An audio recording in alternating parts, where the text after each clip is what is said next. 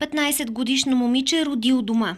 Янка Весова от ромски произход, от Пазарджик. Почна да боли много корема. И аз казвам на мъжа ми, много викам, корема ми боли. Лягай, вика, ще минава. Аз лягам, не минава. Пак ставам, пак не минава. Казвам на свекърва ми, майко, викам, я да викам, това викам детето ли, не ли викам детето. Свекърва ми казва, това вика детето. Излена вика. Оле, вика, детето умря. Така казва, ама не умря, живо е детето сега. Сега Янка и дъщеричката и Мария са в добри ръце. Настанени са в АГ отделението на МБАЛ Пазарджик. Детето просто е измръзнало. Общо взето е в добро състояние, но хипотермията вънка е минус 5-6 градуса си е оказала влияние. Детето е замръзнало, синьо е, но ще се възстанови. Раждането в домашна обстановка крие много рискове. Лекарите го определят като чиста авантюра.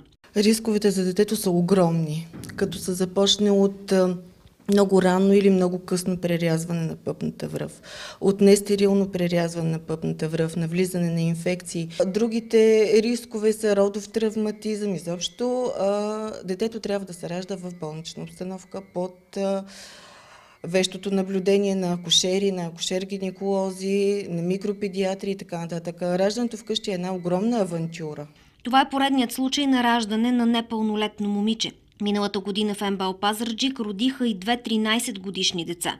16-годишните вече с по второ-трето раждане, разказват лекарите в отделението. За съжаление се запазва тази тенденция, въпреки че ние консултираме всички жени, които постъпват при нас, още деца, всъщност млади майки, но за съжаление няма как да се намесиме в семейния живот и в народопсихологията на всяко едно семейство и продължават все още да има деца, които да раждат деца. Малка съм, мама, какво да правим?